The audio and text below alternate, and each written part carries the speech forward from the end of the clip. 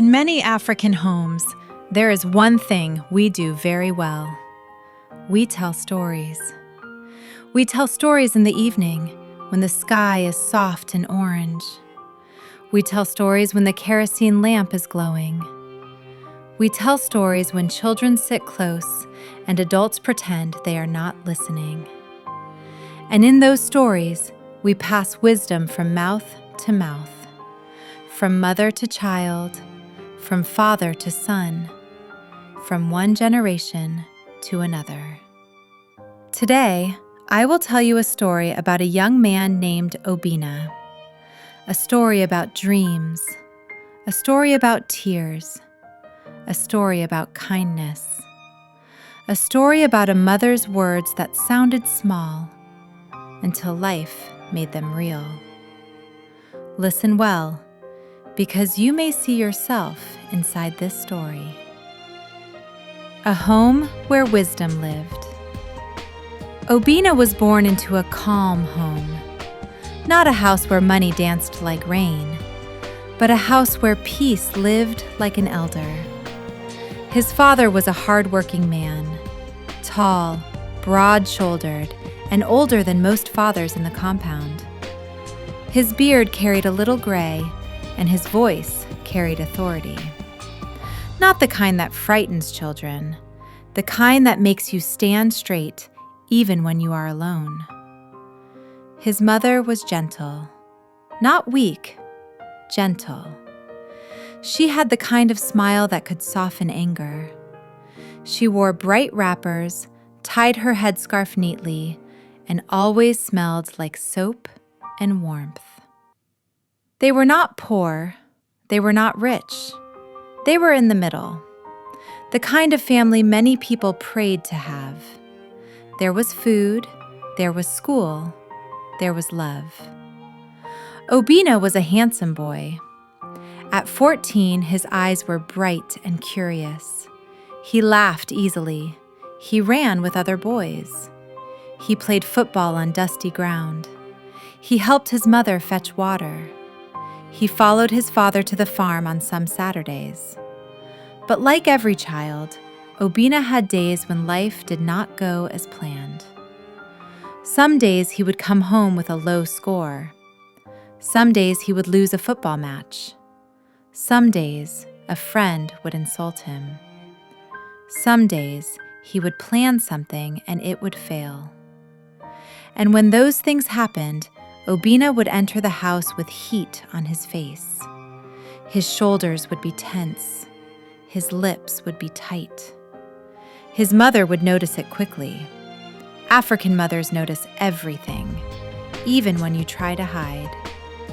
She would call him softly, "Obina, come here." Sometimes he would say, "Mama, leave me." Sometimes he would sit on the floor without greeting anybody. Sometimes he would throw his bag down like it offended him. His mother would not shout first. She would sit beside him.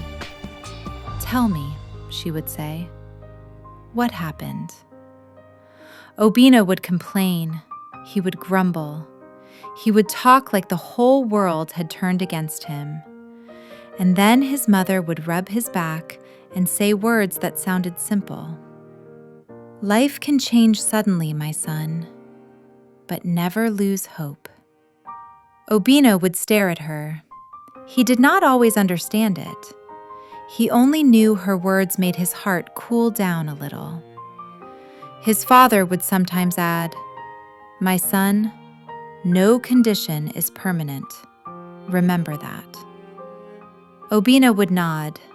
Then he would run out to play again, forgetting the words. Not because they were useless, but because children do not know what life can do. Not yet. A dream carefully built. Obina loved school. He loved the smell of books. He loved the feeling of understanding something difficult. When teachers asked questions, his hand would rise. When others were tired, he still tried. His mother would look at him and smile. "This boy," she would say, "education is inside his blood." Obinna had a dream.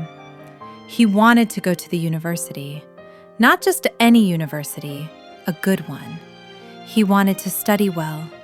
He wanted to wear fine clothes. He wanted to stand on a graduation stage and make his mother cry tears of pride. But that was not all. Obinna wanted to travel abroad for higher studies. He would see pictures of people in foreign countries and his eyes would shine. Sometimes, he would sit outside at night and speak to the stars like they were his friends.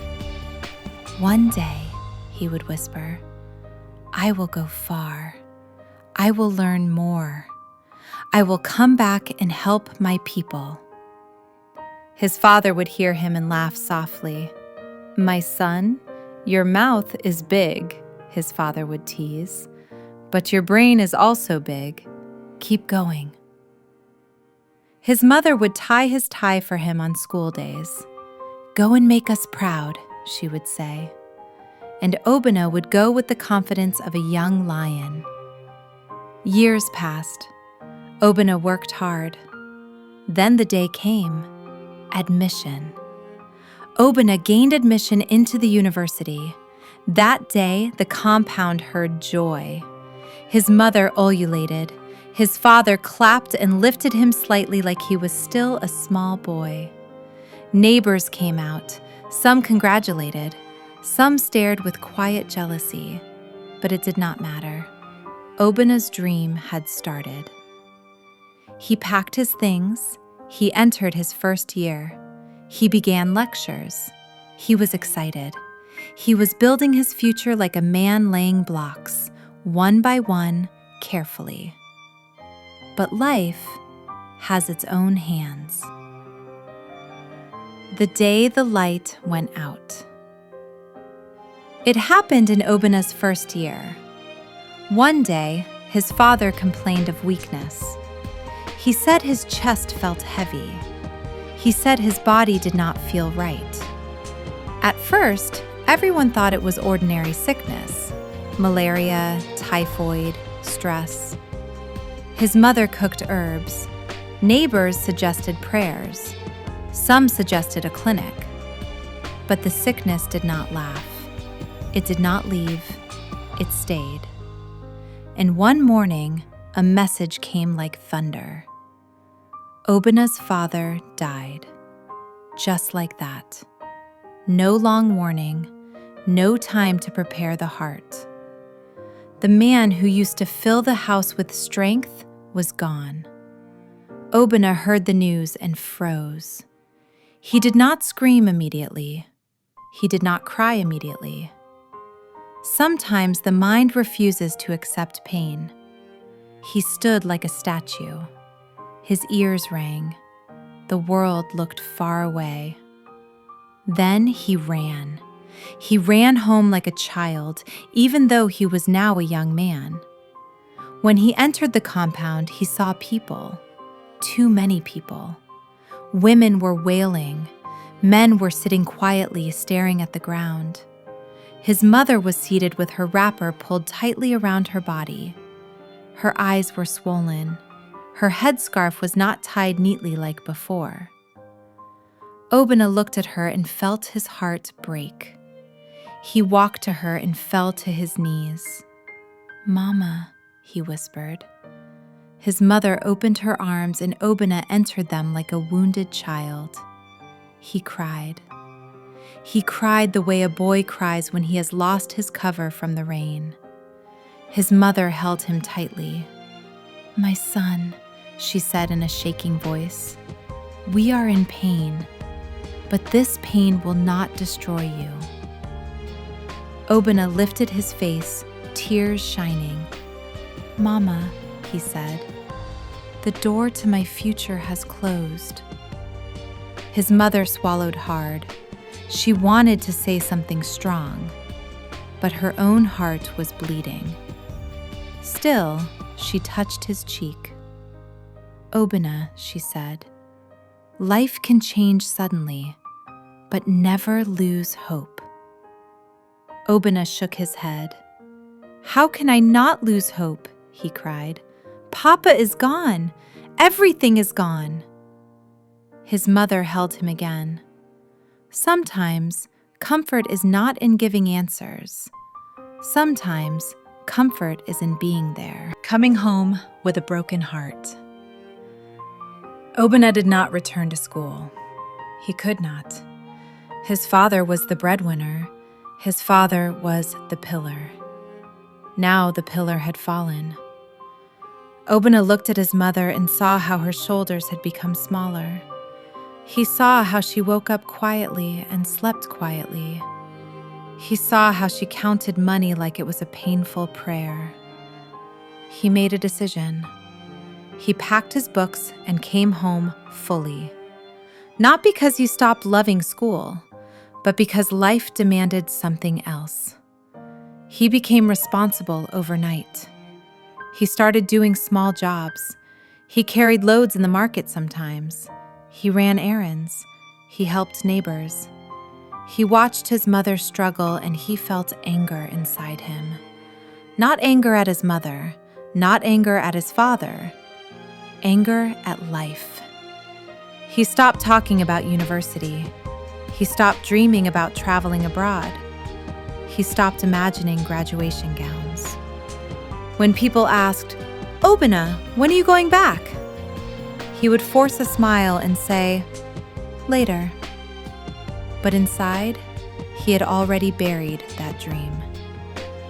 Some nights he would lie down and stare at the ceiling. He would remember the lecture halls. He would remember his classmates. He would remember his dream like a song he could no longer sing. And sometimes, tears would enter his ears. His mother would notice again. She would sit beside him. "My son," she would say, "don't close your heart." Obinna would reply softly, "Mama, my heart is already closed." His mother would sigh. "Life can change suddenly," she would whisper. Obinna would turn away. He was not ready to believe. Ada's words and the question of time. Ada was Obinna's schoolmate. They grew up together. Ada had always known Obinna's passion for education. Even when people joked, Ada would defend him. "Leave him," she would say. "Obinna likes books." Now Ada heard that Obinna had dropped out. She came to see him. She walked into the compound one afternoon. Her face was serious. Her greeting was respectful. "Good afternoon, Mama," she greeted Obinna's mother. Obinna's mother nodded. "My daughter," she said, "you are welcome." Ada turned to Obinna. "Obinna," she said softly. Obinna forced a smile. "Ada," he replied. They sat outside where the breeze passed. Ada looked at him. "You have changed," she said. Obinna gave a small laugh. "Life changes people," he answered. Ada leaned forward. "You cannot stop," she said. "You cannot throw away your dream." Obinna stared at her. "Ada," he said, "my father is dead. Do you understand that? I am the man of the house now." Ada nodded. "I understand," she said. "But does that mean your future must die too?" Obinna looked away. Ada continued. "This is not the end of your story," she said. "Life can still turn around." Obinna's eyes returned to her with bitterness. "When?" he asked. "Is it when my hair has turned gray? When I am too old to dream?" Ada held his gaze. "No," she said firmly. "Sometimes doors open when we least expect them." Obinna scoffed. "Doors don't open by themselves," he muttered. Ada smiled gently. "That is why you must be ready," she said. "You must not lock yourself inside despair. Even if you are tired, Keep your heart open. Obinna wanted to argue, but something in Ada's voice felt like the truth. His mother listened from inside and quietly wiped her face. A birthday marked by gratitude.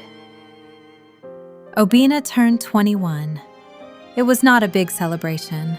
There was no loud music, no rented chairs, no goats killed. But his mother refused to let the day pass like an empty pot. She cooked rice, not plenty, but enough. She bought 1 bottle of Coca-Cola, only 1. She poured it into 2 cups carefully like it was gold. Obina sat with her. They ate slowly. They smiled a little. His mother looked at him and touched his hand. "My son," she said, "thank you for standing with me." Obina swallowed. "Mama," he replied, "you are all I have." His mother's eyes became wet. "Your father would have been proud," she whispered. Obina's throat tightened. He excused himself and stood up. That evening, he decided to go out, not to chase trouble, not to forget his mother, just to breathe. Ada lived about 1 pole away. Obina thought, "Let me go and see Ada. Let me clear my mind." He stepped into the evening road. The sky was dark blue, the air was cool, the village was calm. Obina walked quietly. He did not know he was walking toward destiny. The night that tested his heart. As Obina walked, he heard something. Fast footsteps, a shout, a struggle. His heart jumped. He quickly moved behind a tree and hid. He peeped. He saw men, robbers. He saw them surrounding a man. The man tried to fight back, but they were many. Obina's hands shook. His mind screamed, "Run!" He watched as they snatched the man's bag. One robber pushed the man down. The man hit the ground hard. Obina's breath stopped. Then the robbers ran away into the darkness like shadows. Silence returned. Obina remained behind the tree for a moment. His heart beat wildly. He whispered to himself, "God, God." He looked around. No one was coming. No voices, no help. He stepped out slowly. The man was on the ground, breathing weakly. Obina moved closer. "Mister?" he called softly. The man did not answer well. Only a painful sound came out. Obina saw blood. He swallowed fear. This was dangerous. Robbers could come back. But Obina remembered his mother's voice. He remembered Ada's words. "Keep your heart open." Obina bent down. "Sir," he said, "please hold on. I will help you." The man's eyes opened slightly. Obina did not wait. He called for help. He shouted, "Please, someone, help!" After some time, a few people came with lamps. They were afraid too, but when they saw the injured man, they moved. Obina and 2 other men lifted him carefully. They started heading to the hospital. The long hours at the hospital. The hospital was not far, but that night the road felt long. When they reached, nurses rushed out. They brought a trolley. The injured man was older. His hair was graying. His face looked like someone who had carried life's weight for years. Doctors attended to him quickly. Obina stood outside the treatment area. He was sweating. His clothes were dusty. He kept pacing like a man whose heart was on fire. He whispered prayers. "God, please don't let him die." A nurse approached. "Are you his family?" she asked. Obina shook his head. "No," he replied. "I just found him." The nurse looked at him with surprise. "You brought him here?" she asked. Obina nodded. The nurse's eyes softened. "God bless you," she said, and rushed back. Obina waited. Time passed. His stomach was empty, but he could not leave. What if the man needed someone? What if the hospital refused to treat him without money? Later, a staff member mentioned initial payment. Obina's heart sank. He did not have much. But he brought out the little money he had. The money he could have used for something else. He paid what he could. He sat down. He waited. Hours passed. Finally, the man's family arrived. They came in a hurry, panting, frightened. They saw Obina. They thanked him. They asked him questions. Obina explained. The family looked at him with gratitude and shock. "You stayed?" one woman asked. Obina nodded. "Yes," he said. "I could not leave him." After they settled, Obina quietly stood up. No drama, no pride. He walked out into the night and returned home. He expected nothing.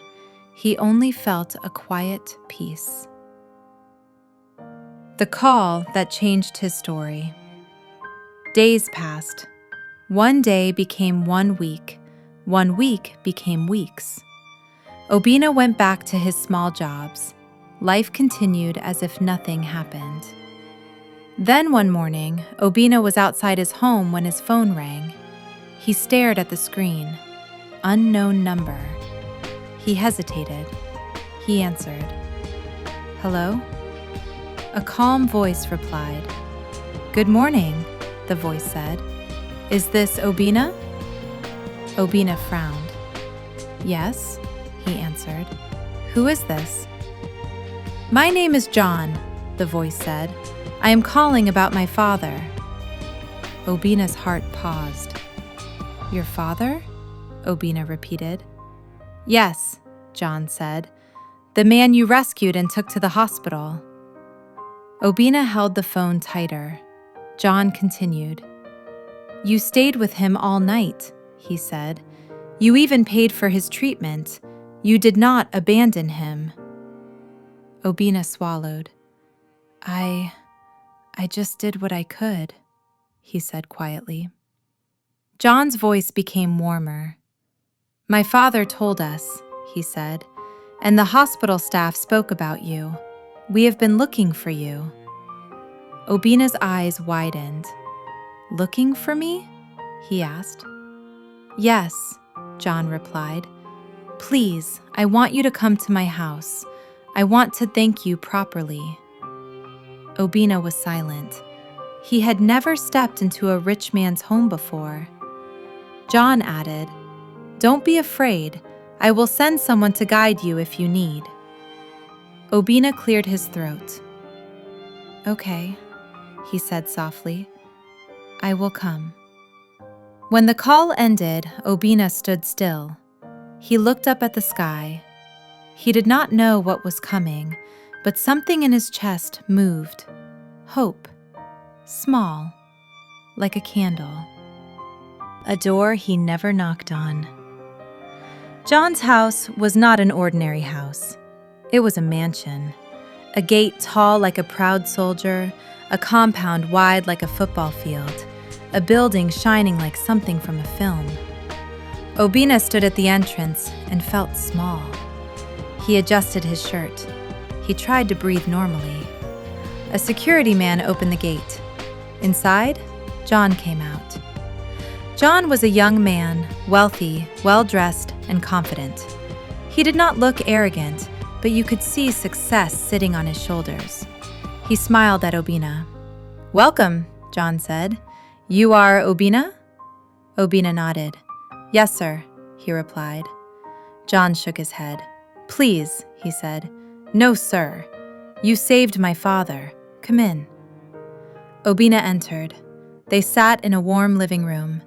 Everything looked expensive, but it also looked peaceful. John offered him a drink. Obina refused at first, but John insisted kindly. "Relax," John said. "You are safe here." Obina finally drank. Then John leaned forward.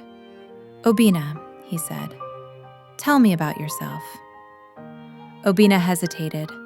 John's eyes were calm. His heart was open. John listened attentively as Obina shared his story. He did not interrupt. His eyes were calm, and his heart was open. Obina spoke about his dream, university, traveling abroad, higher studies. Then his voice broke when he spoke about his father's death. He told John how he dropped out, how he returned home, how he became the breadwinner. John sat quietly. When Obina finished, there was silence for a moment. Then John spoke. "You saved my father," he said. "If you had not helped him, he would be dead." Obina looked down. John continued. "I believe kindness should never go unrewarded," he said. "Allow me to help you rebuild your future." Obina lifted his head slowly. John said, "I will sponsor your education until you finish." Obina's mouth opened slightly. John added, "And when you graduate, you will work in one of my companies. If you want to stay here, you can. If you want to work abroad, we will make it possible." Obina felt something hot rise in his chest. Tears. He tried to control it, but tears do not ask permission. His voice shook. Why would you do this?" he asked. John smiled gently. "Because you did good," he said, "and you did it when nobody was watching." Obina's hands trembled. For the first time in years, the door in his heart opened a little wider. When mother and son finally smiled. Obina returned home like a man walking in a dream. When he entered the compound, his mother was outside. She saw his face. Something had changed. "Obina?" she called. "My son, what happened?" Obina knelt down. "Mama," he said, "come and sit." His mother's eyes widened. They sat together. Obina told her everything. The robbery, the injured man, the hospital, the waiting, the phone call, John, the mansion, the promise. As Obina spoke, his mother's eyes filled with tears. Not tears of pain, tears of joy. She held Obina's face like he was still 14. "My son," she whispered, "God has remembered you." Obina swallowed hard. He felt like crying again, but he smiled too. His mother breathed slowly. Then she asked gently, "Do you remember the times you came home sad because things did not go as planned?" Obina nodded. His mother smiled. "That was when I told you," she said. "Life can change suddenly, my son, but never lose hope." She paused. The evening sun was setting. The sky looked soft and golden. Then she added, with a quiet voice that carried power, "When one door closes, another opens." Obina exhaled. This time, he understood. Not as a proverb, not as ordinary words. He understood it as his life. He rested his head on his mother's shoulder, and for the first time in a long time, peace entered their home again. Moral of the story. Dear friends, listen. Life can delay your plans, but it never wastes your kindness. Good deeds done quietly can change your future, even when you think nothing is happening. When we keep our hearts open, hope finds its way back to us. Giving up too early can make you miss unexpected blessings, and a parent's wisdom often becomes clear with time. So if your heart is heavy today, remember Obina. Remember his mother. Remember Ada. Remember John.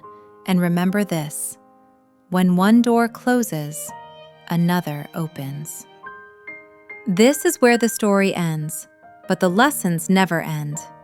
If you love cautionary folktales with timeless lessons, Please like this video and share it with someone who needs hope. And if you want the full illustrated ebook version, it is available now. When one door closes, another opens. The link is in the description. Thank you for supporting Folktales by Chinwe. Until next time, keep your heart open.